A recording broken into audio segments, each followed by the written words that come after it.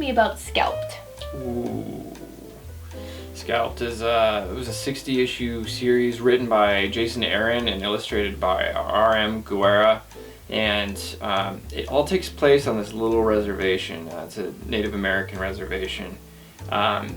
It's really a Native American story, but it's also very deeply like a story about crime and a story about really brutal natures of bad men, and it doesn't overwhelm the entire story being just that, because the writer will pivot to seeing a day in the life type stories of the folks who live there and are impacted there. One of the primary characters is an elderly woman. She's a grandmother character, and she is really trying to keep the spirits up and keep the people together and keep some joy in their life. You have like a young man who has had a pretty rough past, and he's trying to be a good man and create a better future for himself than a lot of the other men that come from that background.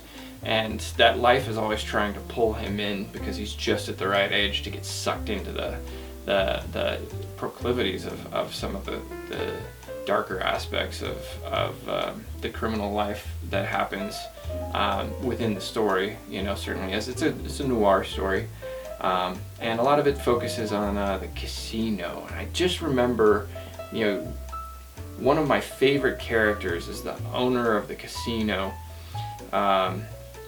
He starts out as the villain, and he is one of the most irredeemable, monstrous personalities of a character.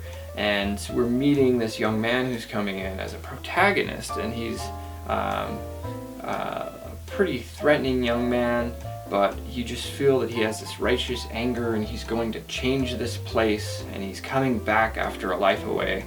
And he's going to be like the inciting reason that things here get better. And what ends up transpiring over the entire course of the series is that young man crumbles and just falls apart, and his entire life becomes a downward spiral from that point forward.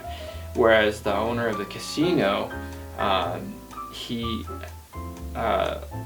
becomes incredibly sympathetic to the reader and becomes an emotionally compelling character, like one story at a time.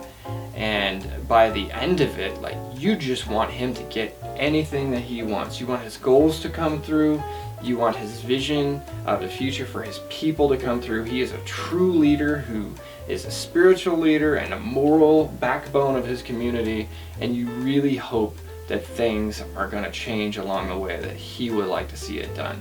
And just the way that they're portrayed at the start, and you get tied into the paradigm that's laid out at the beginning, and the way that slowly, ever so slowly, your perception and understanding start to shift on the reality of what's happening there is, I think, just a masterly piece of character storytelling. And I could only imagine the amount of thought and care that went into crafting those characters and revealing them to the reader the way that they did.